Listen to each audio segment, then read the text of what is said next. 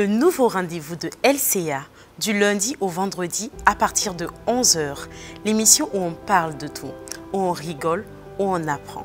Mesdames et messieurs, bienvenue à Soleil d'Afrique. Chers téléspectateurs, c'est un réel plaisir de vous retrouver. Aujourd'hui, on va parler de mode, de défilé et surtout de mannequinat. Qu'est-ce que le mannequinat? Qu'est-ce que ça implique? Quels sont les avantages? Quels sont les inconvénients? Mesdames et messieurs, toutes ces questions trouveront leur réponse au cours de cette émission. Je sais que vous êtes impatients, donc sans plus tarder, recevons nos invités.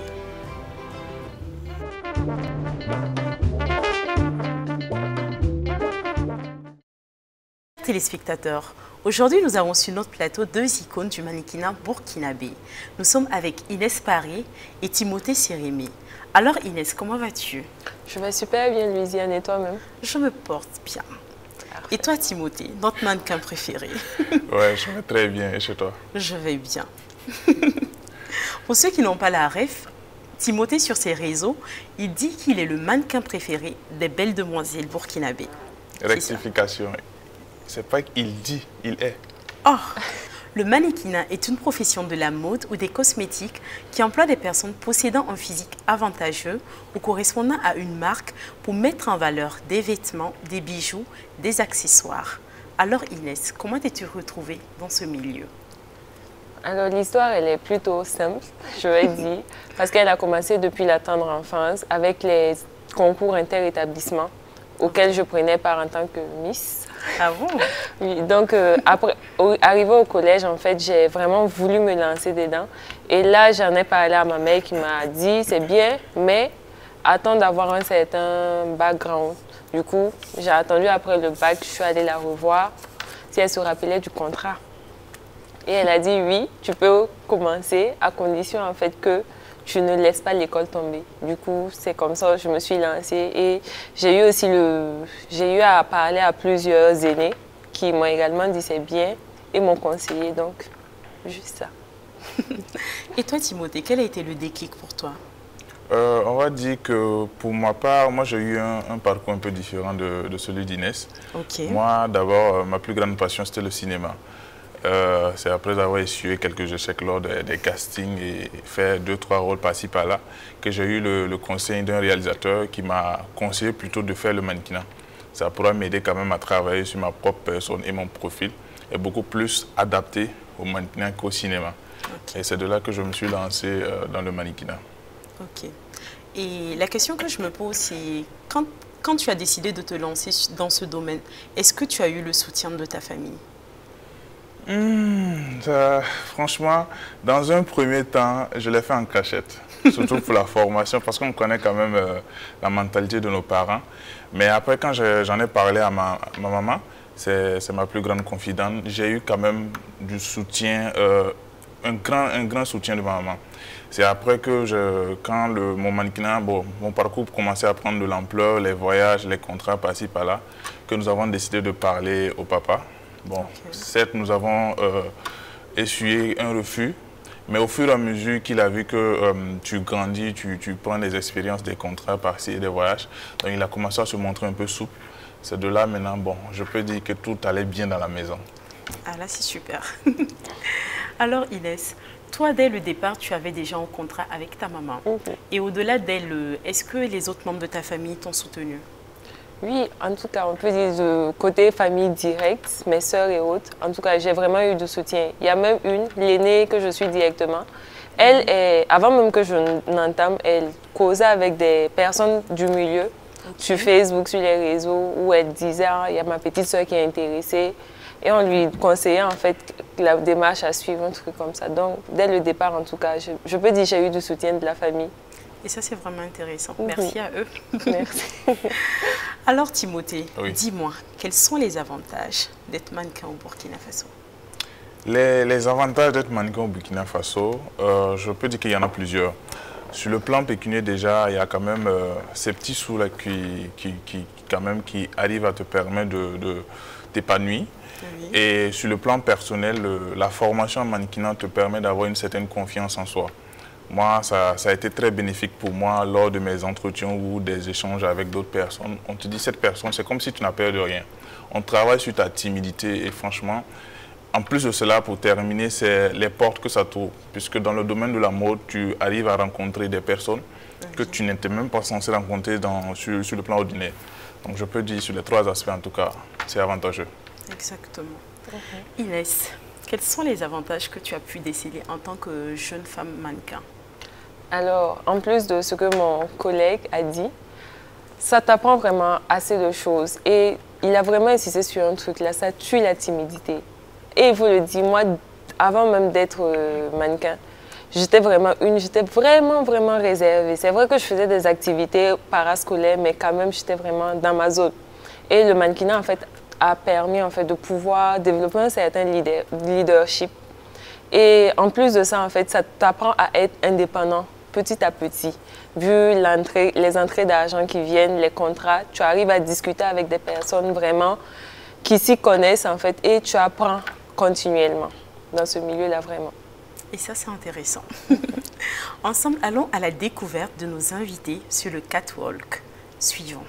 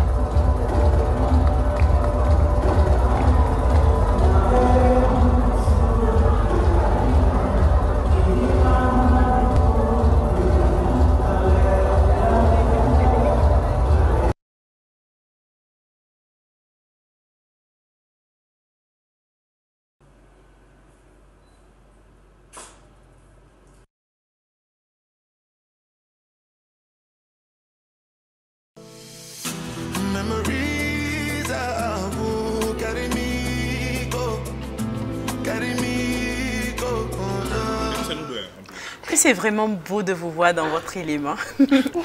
Alors Inès, les images que nos chers téléspectateurs ont vues, c'était à l'occasion de quel événement? Alors la vidéo, c'était pour l'événement Ouaga Fashion Week qui se tient chaque année, qui invite plusieurs créateurs de Burkina et d'ailleurs. C'est vraiment l'un des événements phares du Burkina, quoi. Et la deuxième vidéo, c'était lors d'un shooting spécial birthday que j'ai eu à faire. Ah bon? Voilà. Ça, c'est intéressant. Là, je vais me tourner vers Timothée. On t'a vu sur le podium. Alors, quelle prestance. Merci. On entendait les filles dire waouh, waouh. Donc, c'est un peu vrai que tu es le mannequin préféré des filles. Le tigre ne proclame pas sa tigritude. Olivier. Décidément. Et c'était à l'occasion de quel événement? Quand même, on a eu plusieurs clichés. D'abord, la première vidéo, c'est à l'occasion, comme elle a dit, de la Ouaga Fashion Week, un événement majeur au Burkina ici qui réunit des stylistes nationaux et internationaux. Nous avons vu également la vidéo du défilé sur le Cipao. Nous avons vu un shooting également. Donc je peux dire que c'est un peu mes événements nationaux. Et j'ai acheté peut-être le dernier. Ils vont se demander quelle tenue j'ai portée. C'est lors d'un événement à Lomé. Oui. Donc c'était vraiment la création un peu folle d'un styliste togolais. Ah là, c'est intéressant. Une question me taraude l'esprit. Quelle est la fourchette de prix à débourser pour t'avoir sur un catwalk? Pour m'avoir sur un catwalk, je vais laisser d'abord mon partenaire de podium, honneur aux dames, répondre à cette question. Inès, dis-le tout. Alors, il faut dire en fait, la fourchette de prix dépend de l'événement, de l'envergure de l'événement et de la portée que l'événement aura sur le plan national et international. Car, il faut le dire, on est exposé. Et pour ça, en fait, il faut certains trucs. Donc, minimum, je dirais un truc à partir de 25 000 pour une collaboration, que ce soit shooting et événement. Et ça aussi, bon, c'est en fonction du nombre de tenues que tu auras apportées. Ok. Voilà. Et quel est le plus gros cachet que tu as eu à toucher? C'était à l'occasion de quel événement? Alors, bon, je vais dire le cachet et l'intervalle du cachet est dans la fourchette 75 à 150. Je ne dirai pas exactement le prix, mais c'est dans cette fourchette-là. Et l'événement... Bon, j'ai eu à toucher ce cachet-là sur quand même plusieurs événements, notamment le CITA et également l'événement Fashion et Life. Voilà. Ok. En même temps, j'en profite. Ok. Et quel est le cachet le plus bas que tu as reçu? Bon, le cachet le plus bas, ça c'était vraiment à mes débuts. Et c'était un truc de 10 000, non? 10 000, oui. Ok. C'était vraiment tout début, sans expérience. Bon. On va dire que c'était le carburant. Voilà. Ok. Timothée. Oui, on en vient à moi. Oui, bien sûr. Tu pensais que tu allais échapper. Quel a été le plus gros cachet que toi tu as reçu pour un défilé? Le plus gros cachet que j'ai reçu, c'était... Je peux dire les chiffres, hein? Bien sûr. Une fourchette. Non, tu peux dire... Bon, c'était 200 000. 200 000. Oui. Et le plus bas? Comme elle a dit, on doit tous commencer quelque part. On a tous reçu du carburant, ou bien Inès. Mais je pense que le plus bas, à une époque quand même où j'étais quand même un peu positionné, c'était lors d'un événement à Koudougou, dont je vais taire le nom. Il n'a pas respecté les termes du contrat. À la fin, quand on est revenu à Ouaga, il nous a attendu un billet de 10 000. Bon, jusqu'à présent, c'est resté silence radio. Donc, je vais considérer que c'était le plus bas cachet que j'ai reçu. Ok. Nous allons prendre une pause musicale avec Tu es mon mannequin de Fally Ipupa. Suivons. Vu qu'on a des mannequins sur notre plateau.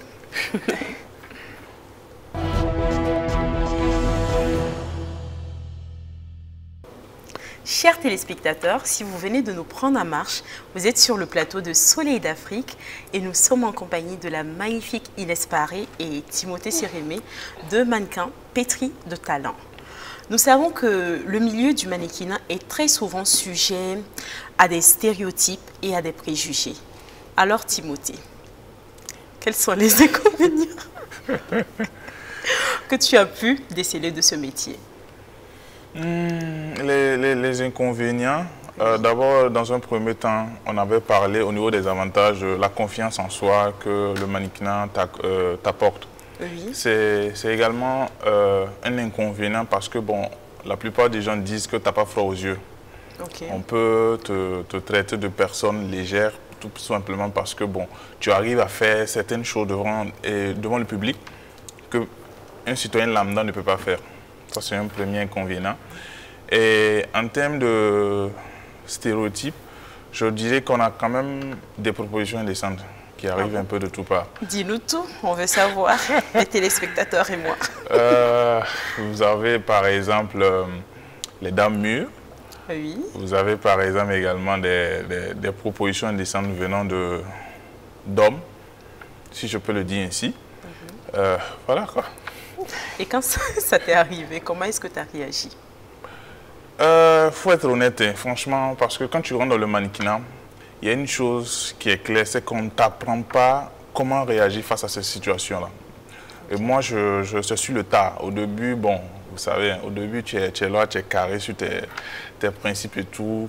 Mais au fur et à mesure que tu causes avec certaines personnes, on t'apprend à mieux réagir, à mieux interagir aussi avec ces personnes pour les amener à comprendre que, bon, voilà, tu n'es pas de ce même bord-là. Ok. Inès, toi, en tant que jeune femme dans ce milieu, quels sont les inconvénients que tu as pu rencontrer ou décéder? Alors, moi, je dirais, comme tout métier, il y a des avantages comme des inconvénients. Celui qu'on rencontre dans le milieu, déjà, bon, il y a un truc que moi j'ai beaucoup remarqué, c'est souvent les heures. Parce que les événements souvent prennent vraiment du temps et souvent on descend à des heures vraiment pas possibles. Après, inconvénients, bon, comme il a dit, les propositions, ça ne manque pas.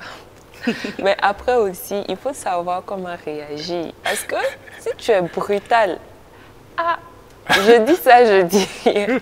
Mais bon, ça peut être vraiment mal vu et facilement on peut te prendre pour une personne impolie, qui ne respecte pas les gens, alors que tu as juste montré ton ressenti.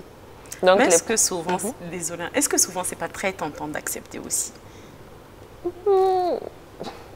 Parce que paraît-il qu'il y a certains hommes qui sont prêts à mettre énormément d'argent pour avoir certaines femmes, surtout dans le domaine du mannequinat, qui défilent. Ces femmes qui ont un physique vraiment avantageux, qui sont belles. Donc, Ok, moi je dirais, ça va dépendre de l'éducation que tu as reçue et des conditions aussi dans lesquelles tu es arrivé dans le mannequinat. Parce qu'il y a d'autres qui sont venus par amour, il y a d'autres qui sont venus pour exactement ça. Du coup, si tu es venu pour ça, tu es tombé sur ça, ça t'arrange. Mais si tu es venu par passion, tu sais ce que tu veux. Il y a des trucs que, quel qu'en soit le montant, tu ne peux pas accepter en fait. Ok. En même temps, une question me taraude l'esprit. Ok. As-tu déjà rencontré une personne dans le milieu où ça a bien matché et puis jusqu'aujourd'hui, vous êtes toujours amis en fait? Oui. Franchement, moi, je peux dire en tout cas que la majeure partie des mannequins, sauf quelques-uns que ça ne passe pas, en tout cas la majeure partie, ça se passe très bien. Il y a un exemple vraiment phare jusqu'à demain. Mon collègue est là. Je l'ai rencontré dans le milieu. Et bon, c'est vrai que c'est on va dire un affairage qui nous a réunis. Et puis après ça, jusqu'à aujourd'hui. Racontez-nous quel affairage. On veut savoir. Non, c'était un affairage d'une dispute qu'il y a eu entre moi et puis mon agence au début. Parce que j'étais vraiment têtue. Je vous le dis. Maintenant, ce qu'il faut savoir, c'est que c'est après cela qu'on s'est rendu compte qu'on est cousins.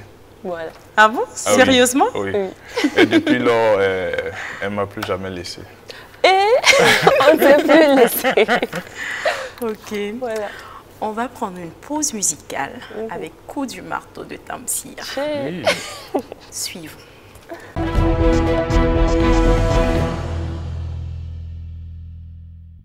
Chers téléspectateurs, notre Timothée nous disait qu'il avait une confidence pour nous sur les propositions indécentes. Oui. Moi, personnellement, c'est comme ce qu'elle a dit, en fait. Ça dépend de ce que tu es venu faire dans le mannequinat. Quand tu es venu avec passion, avec amour, forcément, tu dois gravir les échelons step by step. Okay. Par contre, il y en a quand même qui viennent et qui ont ambition, voilà, du jour au lendemain de se retrouver au sommet. Donc, franchement, ces genres de personnes-là flanchent très rapidement. Je vois. Pour ma part, franchement, quand je débutais, il y a des propositions qui coupent le cœur. Hein. Franchement, tu t'assois la nuit, tu réfléchis, tu vois que... Je suis même tentée. Très tentée. Moi, je sais que à 2-3 ans de parcours, j'ai eu la proposition quand même d'un styliste dont je vais taire la nationalité, qui n'est pas burkinabé bien sûr, qui m'a proposé dans un premier temps de m'amener en Afrique du Sud. Et ensuite, on allait bifurquer à Milan, puisqu'il devait participer à ces deux événements-là. Oh. Donc, avec preuve à l'appui et tout. Donc, Tu es là, tu réfléchis. C'était très tentant. Parce que ça allait vraiment être un très très grand pas pour ta carrière. Franchement, franchement. Et tu seras le seul mannequin burkinabé à avoir fait ce parcours. J'imagine. En plus, les retombées financières, attention, les retombées financières n'étaient pas aussi... C'est pas la porte à côté. Moi, je pense que, en tout cas, c'est... le mindset n'est pas fort. Tu vas craquer. Tu craques facilement. Et ça, c'est dommage. Ouais. Ok. Aujourd'hui, nous remarquons que beaucoup de jeunes sont passionnés par le mannequinat. Dis-moi, Inès, quel conseil as-tu pour les jeunes filles qui aimeraient emprunter tes pas? Alors, moi, je vais reprendre un conseil qu'on m'a donné. Il faut avoir un certain minimum d'intellect. Parce que c'est ce qui va te permettre, en fait, d'avoir un petit esprit de discernement. Par exemple, une fille, on va dire, qui vient d'avoir le BEPC, c'est clair qu'elle n'a pas la même mentalité qu'une personne qui a eu le bac ou bien qui a eu à faire la seconde ou la première. Donc, il faudrait un certain minimum. Et je pense qu'au-delà de ça même, il faut il faut se concentrer sur les études parce que tout le monde n'a pas cette capacité-là d'allier études et mannequinat ou autre activité à côté. Donc, c'est vraiment privilégier les études. Oui, et aussi, aussi, j'aimerais dire en fait à ces personnes-là, avant d'entamer, on va dire quelconque métier que ce soit, renseignez-vous un peu de gauche à droite. Et aussi, essayez d'avoir en fait des modèles, on va dire, des personnes vers qui tu peux te retourner à chaque moment pour parler parce que garder en soi, c'est pas bien. Tu peux, par exemple, avoir une idée arrêtée qui n'est pas forcément juste. Or, si tu as quelqu'un dans le milieu, en fait, qui s'y connaît, ça va un peu te permettre, en fait, de voir un peu plus clair. Et pour ma part, en tout cas, je vais dire, j'ai eu, on va dire, des mentors, des personnes vers qui je me retournais quand c'était un peu coincé. Aussi, est-ce que c'est pas parce que certaines personnes n'ont pas de mentor qu'ils n'avancent pas dans le milieu? Parce qu'on voit qu'il y a beaucoup qui sont dans le milieu parce que quand tu discutes avec les jeunes filles ou jeunes hommes, « Ah, je suis mannequin, mais ils n'ont pas de contrat, tu ne les vois pas sur les grands catwalks. Qu'est-ce que toi, tu peux leur dire? La formation. Il faut se former vers des agences spécialisées et reconnues. Parce que je dis ça, il y en a plusieurs, mais on ne les connaît pas. Après aussi, on dit quand on t'envoie, il faut savoir t'envoyer. Okay. Moi, je me rappelle, j'étais dans une agence. Bon, je suis toujours dans une agence. Mais en travaillant avec l'agence, je trouvais que je n'avais pas la visibilité que je voulais. Du coup, j'ai eu à prendre certaines initiatives, des shootings. En plus des shootings que l'agence organisait, j'ai eu à faire des shootings. Et j'actualisais fréquemment ma page Facebook où je poste des trucs, je partage un peu certains événements. Je communique en fait. Oui. Et ça va te permettre en fait d'être vu de beaucoup de personnes. Et après ça, si tu te présentes à un défilé, en fait, tu deviens, on ne va pas dire incontournable, mais au moins on te connaît, on dit « Ah, celle-là, elle est bien, je l'ai vue sur tel poste, je l'ai vue, on a parlé d'elle dans telle émission, dans tel truc. Elle est quand même bien, je vais essayer voir. » Et c'est là, en fait, que tu accumules les contrats. Mais la formation, j'insiste là-dessus, la formation vers des agences spécialisées pour ça. Et toi, Timothée, quels sont les conseils que tu as à donner aux plus jeunes qui aimeraient devenir mannequin professionnel comme toi? Moi, je pense qu'elle a quand même ventilé plusieurs aspects qui sont très intéressants. Pour les personnes qui nous approchent généralement, c'est le niveau. Okay. Quand tu as un niveau acceptable, oui. Moi, je parle toujours minimum bac. Ça te permet, comme elle a dit, d'avoir un certain discernement pour faire la part des choses. Et avec le niveau, ça te permet également d'avoir plus de temps pour vaquer aux occupations. Parce que le mannequinat pompe énormément en termes de temps. La formation et tout. Si tu as un niveau scolaire, je dirais secondaire, avec les écoles du lundi au samedi, c'est impossible. C'est carrément impossible. Donc, dans un premier temps, il faut avoir quand même au minimum le bac. Okay. Et ensuite de cela, ne pas délaisser l'école. Quand tu dis le mannequinat, ce n'est pas une source de revenus très régulière. Ça, je tiens à le préciser. Donc, il va falloir peut-être alterner école et mannequinat. Et il y a une chose aussi qui est là, c'est la formation. Et comme tu l'as dit, il y a beaucoup de mannequins qui s'autoproclament mannequins, mais on ne les a jamais vus. On ne les voit même pas, ni dans les agences, ni... Exactement, parce que quand tu scrolles sur Instagram, par exemple, tu vois énormément de personnes mettre qui sont mannequins, qui sont ci, qui font ça, mais tu ne les vois vraiment pas sur aucun catwalk, sur aucun défilé, ni sur aucun shoot de marque ou pub, quoi. Des fois, en fait, c'est pas... c'est la faute même aux agences. Il y a certaines agences, quand tu vois un citoyen X qui vient vers toi, je veux devenir mannequin, tu sais pertinemment que ce profil-là, ce n'est pas un profil mannequin. Tu ne prends pas son argent. Donc, il y en a quand même qui forment des gens de 1m50, 1m60, tout en les promettant être des mannequins demain. Ces gens-là, ils sont plusieurs lors des castings qui ne répondent pas aux critères forcément. Donc, ces gens-là, tu ne vas pas les voir lors des défilés pour avoir des contrats et consorts. Déjà, j'en profite pour te poser une question. Peut-être que ça peut servir à nos chers téléspectateurs qui te regardent et qui veulent être mannequins. Quelle est la taille requise, en fait? La taille requise chez les garçons, c'est 1m85. Et chez les femmes? Chez les femmes, si elle me le permet. 1m75.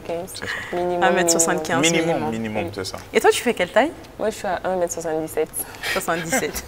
Tu as frôlé. Et toi, Timothée? Moi, je suis à 1m96. Ok. Donc, on était sur les conseils. Oui, au niveau des conseils, c'est le profil. Il faut se tourner, comme elle a dit, vers des agences qui sont spécialisées dans cela. Parce que, quand même, j'ai reçu le témoignage de plusieurs mannequins qui se plaignent quand ils viennent dans les castings, ils n'ont pas d'opportunité. Mais bon, quand tu approches également les membres du jury et ceux qui sont un peu devant, ils te font comprendre qu'il y en a plein qui ne répondent pas aux critères. Ils vont toujours se plaindre que ce sont toujours les anciens qui sont pris. Mais il n'y a pas d'opportunité où on peut les mettre. Inès a donné un exemple palpable. Moi également, dans mon agence, certes, on était plusieurs. L'agence ne peut pas mettre en lumière tous les mannequins. Il faut que toi-même, tu arrives à faire un travail sur toi-même, les shootings. Donc, il faut un branding personnel, mais il faut un travail sur les réseaux sociaux. Exactement. Okay. Moi, c'est comme ça que j'ai réussi à me faire peut-être une place dans le mannequinat actuel. Parce que vous êtes nouveau, il y a déjà la place des anciens qui sont garantis. Quand vous venez lors des castings, forcément, vous serez recalé. Mais au fur et à mesure que sur les réseaux sociaux, j'étais présent. Et moi également, ma force, c'est que je suis allé très tôt vers l'international, vers le Togo. Je pense à 1 an de parcours déjà, je défilais au Togo. C'est cette lumière que j'ai eue là-bas qui a fait que je me suis fait une place ici. Donc il faut que mannequin, en tant que mannequin, tu puisses te dire que non, je n'entends pas tout de mon agence. Il faut que je puisse faire un travail sur moi-même, les shootings, et il faut être propre. C'est-à-dire C'est-à-dire il faut être propre, parce qu'il y a des mannequins, tu le vois, il te dit qu'il est mannequin, toi-même tu doutes. Pourtant, comme tu l'as dit, c'est l'image qui vend un vêtement, qui vend un accessoire. Il y a tout cela. Tu ne peux pas te proclamer mannequin quand on voit sur ta page, bon, tu fais des poses dans des endroits bizarres ou avec des tenues bizarres. Oui, c'est vrai qu'il faut savoir aussi poser. Et au-delà de ça aussi, revenons à la propreté. Souvent, si tu me le permets, oui. Sur certains castings, par exemple, tu vois qu'il y a des gens, il y a des mannequins, ils se disent mannequins, donc ils sont mannequins, qui viennent pour participer à des castings. Et tu te rends compte que le strict minimum, qui est d'avoir des chaussures adaptées, ils ne l'ont pas. Donc ça, c'est vraiment un déficit, je trouve. Oui, oui. Comme tu l'as dit, il y a les critères. Lorsqu'on voit la fiche de casting, il y a des critères qui sont là. Débardeur blanc, pantalon pour les garçons et souliers. Tu ne peux pas venir à un casting avec des baskets ou avec ton débardeur blanc qui est troué. On ne va jamais te prendre. Ouais, c'est vraiment se donner les moyens. Oui, c'est se donner carrément les moyens. Ou même tu viens, tu n'es pas coiffé, tout ça là. Ça démontre déjà que tu n'es pas quelqu'un de propre. Pourtant, ce n'est pas ça l'image du mannequin. C'est vrai. Ok. On vient de me dire à l'oreillette qu'on n'a plus énormément de temps. Donc, notre émission commence à tirer vers la fin. Alors, Inès, dis-moi, quel est ton mot de fin? Alors, mon mot de fin, c'est vraiment déjà merci à Soleil d'Afrique qui nous permet, en plus d'avoir une image, voilà. En plus de cela, pour celles qui aimeraient se lancer dans le mannequinat, je dirais, réfléchissez beaucoup. Cherchez des informations sur le milieu. Approchez-vous vers les personnes qui y sont déjà. N'ayez vraiment pas peur en fait d'inboxer des personnes sur les réseaux sociaux et tout. même si on va dire sur 10 personnes, en tout cas, 5 à 7 vont vous répondre. Parce que peut-être sur les affiches, on va dire, ah non, elle a la mine serrée, je ne vais pas aller vers elle. Alors qu'au fond, en fait, il n'y a pas de souci, en fait. Donc, n'hésitez vraiment pas à vous lancer, à prendre des informations et tout. Donc, c'est tout. Alors, Timothée, oui. avant qu'on ne se quitte, qu'aimerais-tu dire à nos chers téléspectateurs? Moi, j'aimerais quand même remercier quand même toute l'équipe pour l'invitation, de nous donner l'opportunité de pouvoir nous exprimer sur notre domaine qui nous passionne.